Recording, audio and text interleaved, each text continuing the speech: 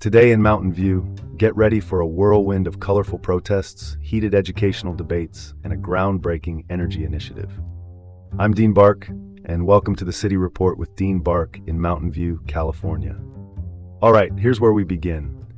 Thousands rallied in silliness at No King's Day protests against the Trump administration on October 18th. Thousands gathered in Mountain View and Palo Alto for the second No King's Day rallies. This national protest took place at over 2,500 locations, opposing the Trump administration. The emphasis was on humor, with protesters donning whimsical costumes like inflatable animals and colorful tutus. Reverend Julie Nelson, who showed up in an inflatable unicorn costume, and organizer Ida Rose Sylvester led the charge.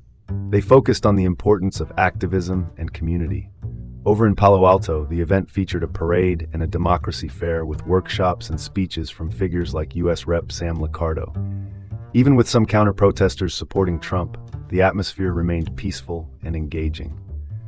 No matter your stance, it's clear that a touch of humor can unite us in the most divisive times. All right, next topic. Debate heats up over ethnic studies requirements in Mountain View, Los Altos high schools. A community meeting on October 13th discussed potential changes to the ethnic studies requirement. This course became mandatory for freshmen in 2023, following a 2021 state law mandating ethnic studies offerings. Supporters of the course argue it fosters thoughtful citizenship. Critics, however, question its academic rigor. The board is considering several options, including shortening the course to a semester, with a decision expected on October 27th. Education must evolve, but it should never compromise on its core mission to enlighten and unite. Moving on, major housing development to transform Mountain View's downtown gateway. Plans are underway to replace the Chase Bank at El Camino Real and Castro Street with a 6-story mixed-use development by Greystar. The project will include 299 apartments, retail space, and a public plaza. The city's Environmental Planning Commission has given its approval, and the City Council will vote on it in November.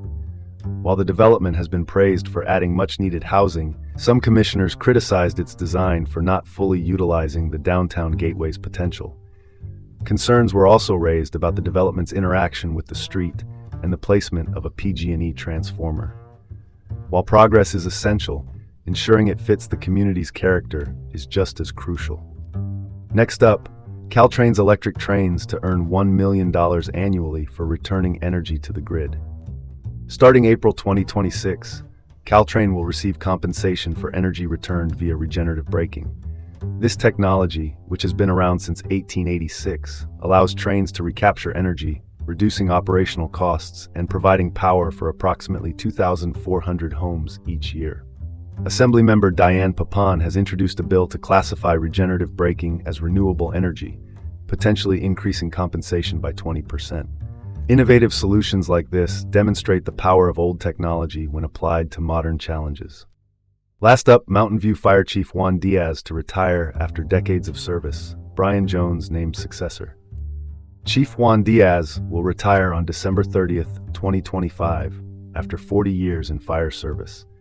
Diaz, a Cuban refugee who began as a volunteer firefighter, has served as Mountain View's fire chief since 2015. His journey from refugee to fire chief is a testament to strong community relationships and dedication. Brian Jones, Diaz's longtime colleague and friend with over 30 years of firefighting experience, will succeed him. Jones aims to continue Diaz's legacy of community involvement and enhanced fire services. A career defined by dedication and leadership, Diaz's story is a testament to the American dream. And that's where we'll leave it for today's City Report with Dean Bark here in Mountain View. Stay informed, and we'll catch you tomorrow.